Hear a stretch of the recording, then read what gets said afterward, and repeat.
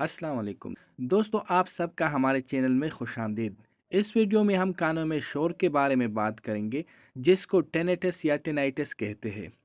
टेनेटिस के वजूहात और इलाज के बारे में अगर आप दिलचस्पी रखते हैं तो ये वीडियो आपके लिए बहुत कारआमद है।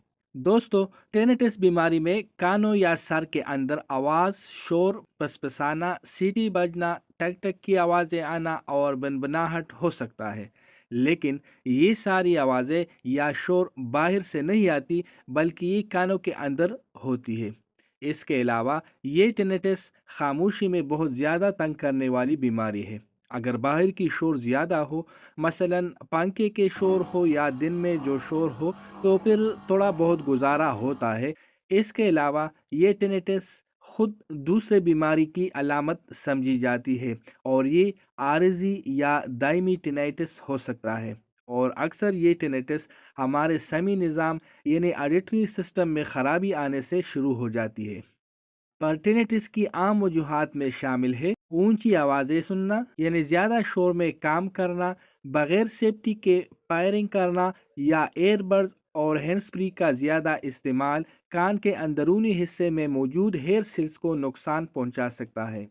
इसके अलावा ज़्यादा उम्र की वजह से समात में कमी आ सकती है, जिससे ऑडिटरी नर्वों में खराबी से टिनिटिस पैदा हो सकता है। इसके अलावा एयरवेक्स यानी कानों में कचरे का होना, नज़ला ज़ुकाम का होना टेनिटिस की वजूहात में शामिल है। इसके अलावा दवाइयों के बेजा इस्तेमाल से भी टेनिटिस हो सकता है, जैसे एस्प्रिन या एंटीबायोटिक वगैरह। सर या गर्दन के चोट से भी टेनिटिस हो सकता है, यानी सर या गर्दन में चोट समी निज़ाम को मुतासिर कर सकता है और नतीजे में टेनिटिस शुरू हो सकता है। अगर इलाज के बारे में बात करें तो इसके लिए आपको ईएनटी डॉक्टर से रुजू करना चाहिए, क्योंकि वो आपके टेनिटिस की वजह मालूम करके फिर इलाज शुरू कर सकता है, जिसमें डॉक्टर आपको कुछ दवाई जैसे जिंको बाइलोबा, बीटा हिस्टीन, मेकोबालमीन तजवीज़ कर सकता है। और इसके अलावा कुछ एयर टेनिटिस थेरेपी और टेनिटिस मास्क मशीन का इस्तेमाल करना पड़ सकता है। तो दोस्तों, मिलते हैं नेक्स्ट वीडियो में। अब मुझे इजाज़त दीजिए। अल्लाह हाफिज़।